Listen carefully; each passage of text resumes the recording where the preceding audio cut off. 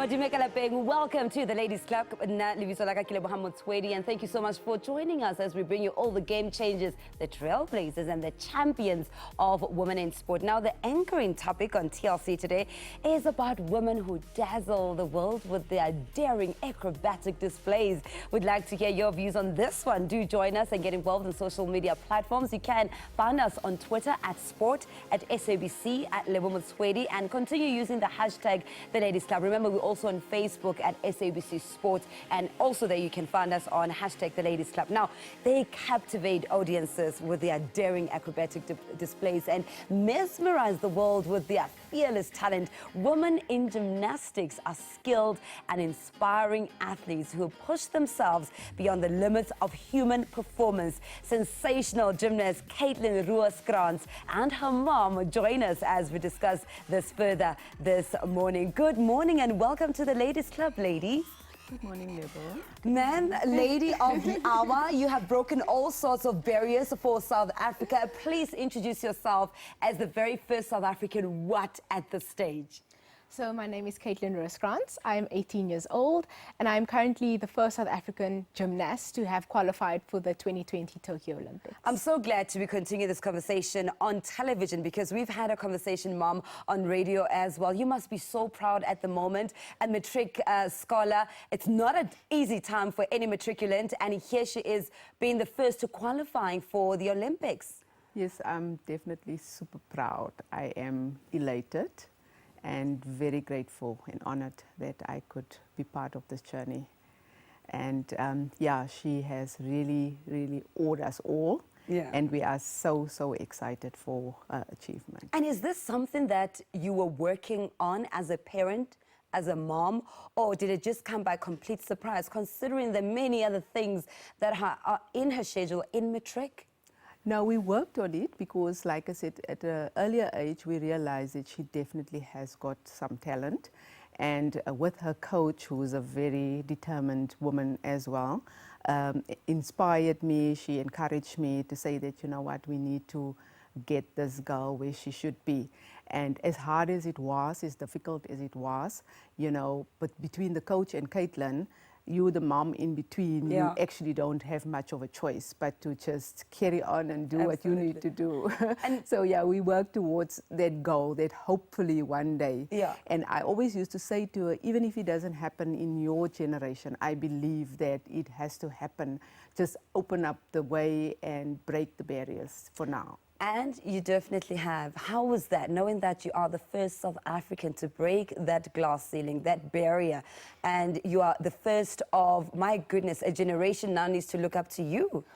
It's really exciting, I must say. It's a bit overwhelming, you know, knowing everything I've achieved in also such a short space of time, because I mean, my goal was always to get to the Olympic Games, but I didn't expect it this early in my life. At 17 years old, I qualified.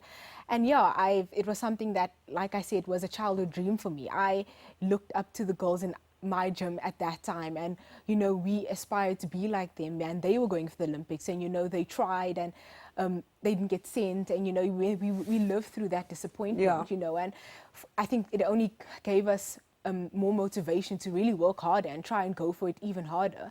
And it's really exciting to know that, you know, like you said, I'm the one that's broken that barrier. Oh, it's really exciting to speak to game changers, trailblazers, all in all, here in studio. We'll continue shortly with our guests, but first, let's set the tone with an inspiring quote. Today's wise words are from self-made multi-millionaire utilising, and she says, when you know your truth, your purpose and your power, walk in it, celebrate it, share it, and flourish in it. Loving yourself allows you to shine light where it must glow and upon others. Iplem, of course, is the founder and CEO of an investments holding company in Johannesburg. She's a brave and fearless woman who forged her own path to success in an industry that's really as tough as nails. The self-made multimillionaire who hails from Umlazi in KwaZulu-Natal is passionate about women in business and invests her time in grooming up and coming women entrepreneurs. Absolutely fantastic. I also want to hear from my game changer exactly what she thinks of that quote. But we're about to go to a quick break. When we come back, we're going to be looking at our game changer and looking at the latest news that are coming through from South Africa. When you look at women in sport, with the former Springbok women's sevens player, that's Marte Pienaar, recently took part in the first of 2 residential sessions for the inaugural Women's Sport Leadership Academy for high performance coaches. Now, Martine was selected among 7 female rugby coaches, and that's to participate in the WSLA HPC as part of a pilot programming in partnership with the International Olympic Committee. I'm telling you, the things that our female coaches are doing are really incredible, and it looks now to increase the proportion of female coaches at the Olympic Games. We're still talking about Olympic Games. Quick break. When we come back, we continue the conversation with our game changer. That's CAITLIN Rooskrantz. Stay with us.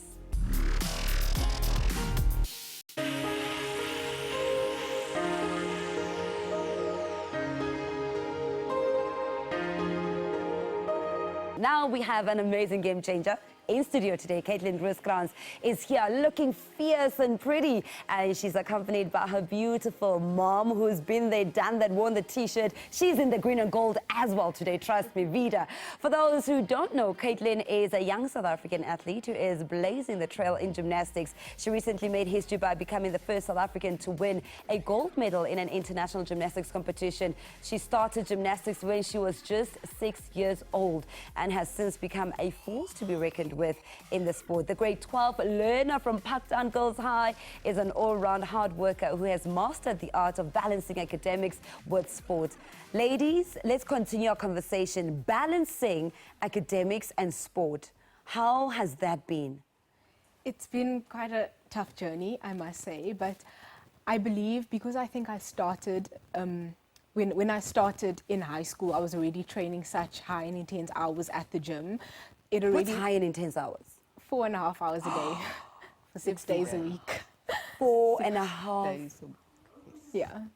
So, you know, it's a lot, you know, but because when I already entered into high school, I was already doing those high hours, and already in the junior grades of grade 8 and 9, that's when I think I learned how to really manage my time well and the discipline around it, because it took a lot of it, you know. I was, like said, I'm at school for the first half of the day. The second half I'm at gym and have like 2 hours of schoolwork that I have to, you know, that I can actually catch up or anything. But it's been hectic, you know, but I do believe that it definitely paid off this year in my matric year, because it was really busy. I traveled about 4 times on separate occasions for my gymnastics. I was training every day, going to school, you know, trying to stay on top of my matric work. It was hectic. But and how did you do that? I mean, it must be really difficult. I'm just going back to when I was in school, and I didn't even have my national colors. I was in my provincial hockey colors. Already, that's a lot. So how did you do it? How did you juggle it? Because you still have your prelims in matric, and you still need to pass your prelims, and you're also still having to travel international, go into international competitions. yeah, no, it was, like I said, it was really hectic, but we sat down already at the beginning of the year, before the year even started, and I knew exactly what my plan was for the year. Wow. And that's how I learned how to work, is always work in a head. You know, I knew, okay, in this month, this is what I have to do. And if I know that I'm traveling on the 15th of May, then already a week before I am at my teacher's collecting work, trying to get ahead. So then when I come back, it's not playing a game of catch up. I'm already ahead, you know, and then I can kind of just fall back in. And that really, it really helped me this year, because like I said, matric, there was so much work, and in such a short space of time, I didn't really have time to be playing catch up. You know, I was always getting ready for June exams or prelims or, like I said, finals, or in between all of that, my big gymnastic competitions. So yeah, it was just, I really had to time manage well. Sure, Mom, discipline like that doesn't just come out of the sky.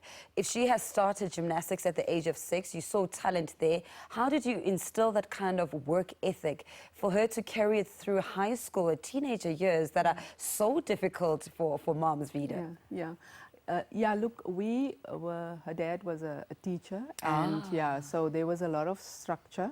He was a very structured person, like from the beginning. So even when she was younger, you know, there was we believe in set routines. you know, and keep to the structure, and then follow that structure. So they knew, even with my older child, you know, that this time is when you get home, this is what you do, you know, and he was, like I said, because he was a teacher, he checked on for an example, with my son, who checked the books, you know, and you need to get to bed by this time. And what time is that? They would normally be around 8. When they were younger, you know, you try at least latest. With CAITLIN was a little bit different, because like I said, with her training times, I've realized that we only get home because she at about trains 7, I'm sure. Yeah, she gets home. She finished training at 7:15 in the evening.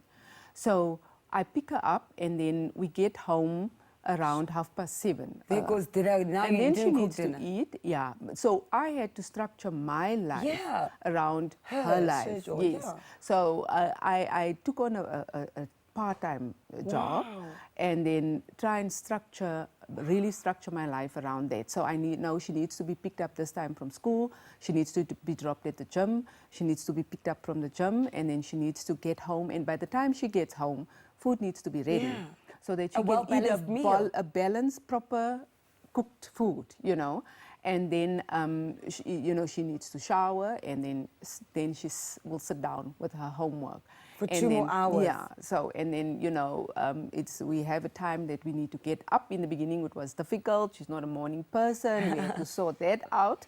And yeah, but once we got that going, and I think if you get that going at an early age with a child, and you know, sometimes I would remind her that this is your thing, this is what you chose, it's gymnastics, it's part of the game, and for as long as you want to do it, I will be there to support you. So I always used to make sure that I'm there in terms of family functions, maybe friends, you know, parties or whatever. Decisions was taken that, you know, if you write on Monday and your friends' parties on Saturday, then you can't go, you know, then it's, and we'd agree on that, you know. Sometimes she would decide that, no, I'm on top of this one, so it's fine, I think I can go, and then I'll just stay for so long and be back at this time, and then I'll sit with my books for so long. So we need to negotiate that as well as she grew There's older. so many questions that are just rushing in my head right now. So let's take it back to when you were 6. You were doing gymnastics because you thought, oh, this is interesting. What was the reason why? Before I go to Mom and talk about what led them to then push you in that direction, why gymnastics for you? Well, I definitely believe gymnastics was a sport that chose me. Like I said, I was a very busy child at about 6 years old. I could never sit still. My parents had struggled to control me, really. And a few of their friends actually recommended the sport to them, you know, as a way, something like, say, just a hobby, so I could channel my energy in a different direction. And that's what I started with. And like I said, it felt like when I started, you know, it was something that came naturally to me. It felt easy. It was never really that much of a big effort to do it. You know, I enjoyed it. I really went to training every day because I found it really fun. And next thing I was, you know, traveling, and it became serious, and I was still enjoying it, so. And Mom, you know, we never get to have moms on the show. And I'm so glad you came, because first of all, it's not easy to say, I'm going to go and get it into a part-time job. Because that means it's an entire family that's restructuring their lives around one person. Yes. How easy or difficult was that moment for you? The challenges as a mom, the fees that come with traveling. Gymnastics is one of the Cinderella sports, sadly, in South Africa, where you still need to take the money out of your pocket. Yeah. No, it was definitely very difficult and a hard choice to make. But like I said, I sat down and I thought to myself that there's a choice here for me. It's either I'm going to give this child an opportunity, or I just continue with my own life. So I literally would say I put myself, you know, at the back burner in my life, in my interests, in my job. And I've decided that I think, you know, it would just be fair. I never wanted to look back one day and maybe have any regrets, you know. So I decided to give it my all. If it works, it works. If it doesn't, you know, I know I've tried my best. So yeah, it was literally a decision that I've taken, and with the help and support of my family, you know, I had the most incredible mom. She's now late. My sisters, friends, even our little gym mom clique at the gym, you know, it's people you could count on. We were really blessed in the sense, I think, you know, we were really so blessed that these were people that you could count on, that I know they were, my child was safe. Even if anything happens and I'm late or I'm not around, I could call on them and say, listen, just pick her up, I'm late. Or, you know, the coach was the most incredible person ever. I think if it wasn't for her, you know, Coach Ilse Pelser, yeah. You know, I remember in 2013, I went to and I said to her, I don't think I can do this. Wait, before we can carry on with Ilse, because we have a history with Ilse, having done a gymnastics show, Above the Bar on SABC Sport. I did that show when it started many moons ago. But Caitlin, before we go to a quick break, what is your favorite apparatus? Bar, uneven bars. Okay. I love it. I want to find out exactly what the reason for that is, but we're going to take a look at what the amazing news are for now quickly. Banyana and Coach Desiree Ellis having been nominated for the CAF Women's Team of the Year and the Women's Coach of the Year Award. They've definitely done well. Continue with the conversation with Veda and Caitlin right after this.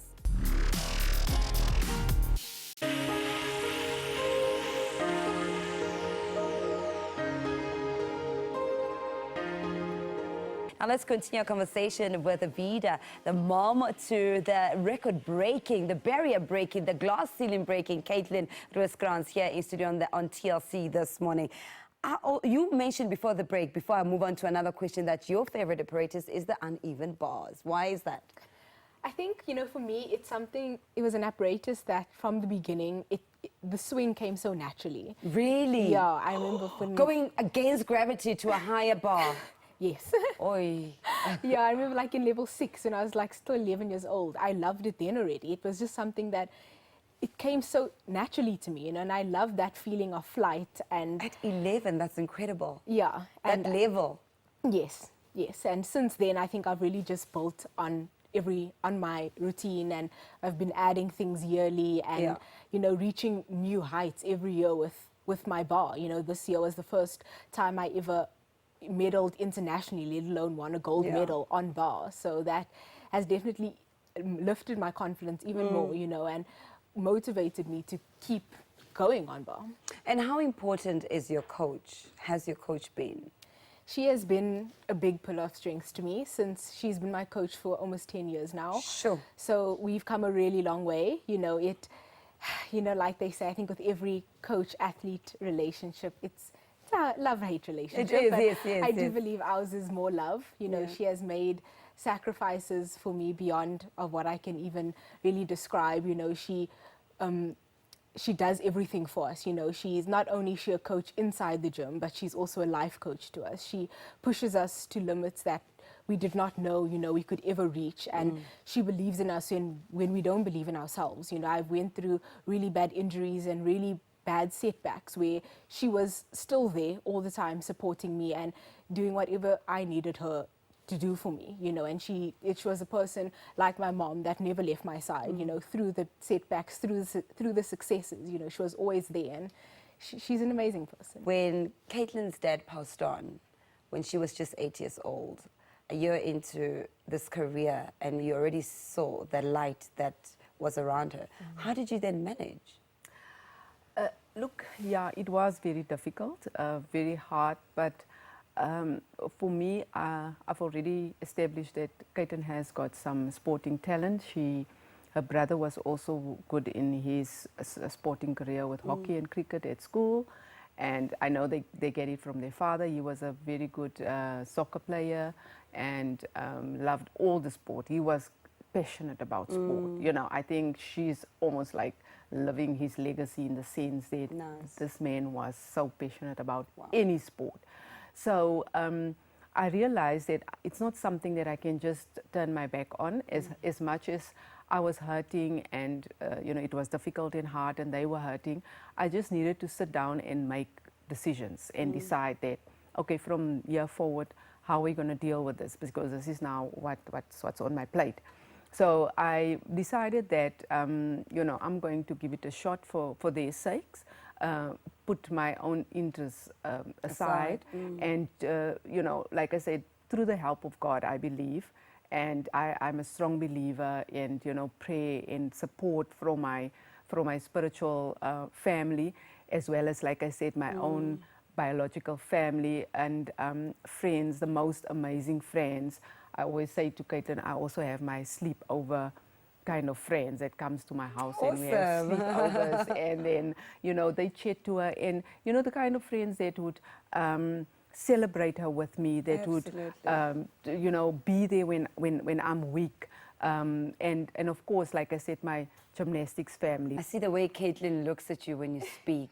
She looks at you as if she's in such awe. Who is your inspiration and who inspires you? In the gymnastics world?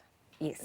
Okay, so I've been to quite a few training camps in Germany over the past 2 years, me together with another teammate of mine, were invited to train alongside the national team for 3 different occasions. And just, I think, as a whole, that whole team really is inspiring.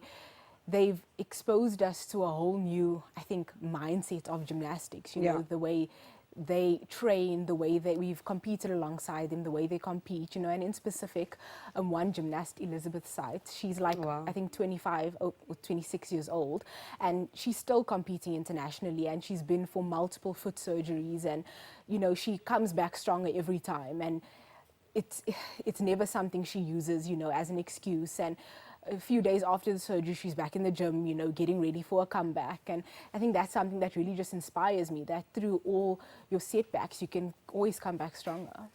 And next year, you're most likely to meet one of the greatest gymnasts we've seen coming from America, Simone Biles.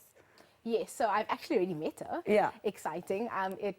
I've seen her at 2 different competitions, the World Championships, but in 2018 and this year. And this year we actually had the privilege of meeting them for the first time. We just finished our training session and then they came in. So our coach asked their coach if we could have a picture, and you know, she's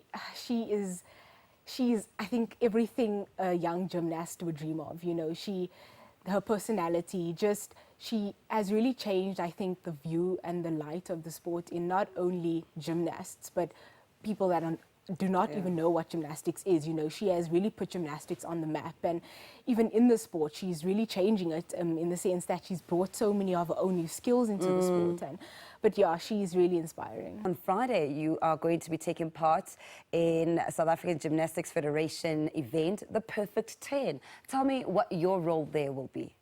So I will be participating there as one of the gymnasts. The Perfect 10 event is basically an event that will showcase the best gymnastics in South Africa. It's from all the different disciplines in gymnastics, so it will not only be our type of gymnastics, or artistic gymnastics, it will also be rhythmic and trampoline, aerobics, acrobatics, rope skipping, you know, which is, I think, new into gymnastics. So all of them will be showcased there from all the different provinces in South Africa. So it's going to be a really exciting event, you know, that I'm really excited to take part in, and, you know, just like I said, showcase what South African gymnastics is about. Mom, thank you so much for bringing Caitlin through fresh from school. She's done and dusted with matric. Best of luck on the road to Tokyo 2020. Thank you so much, Lebo. The difficult work is also is done. Now the more difficult work begins. It never ends. It never ends. Good luck, and thank you so much for hoisting the South African flag and keeping it up there. Thank you. And I will see you on Friday. Yes, I'll see you on Friday. Absolutely. I'll be there at the Perfect 10 South African Gymnastics Federation event. Looking forward to mingling with all the gymnasts, the rope skippers, all the world champions that really did well this week. For now, though, that's all the time we have for you for this week. Thank you for spending it with us. And remember, you're welcome to send us your ideas of trailblazers, the stories of women that continue to inspire you. Thank you for watching. Join us again same time next week right here. Remember, though, that greatness is earned but never given. Goodbye.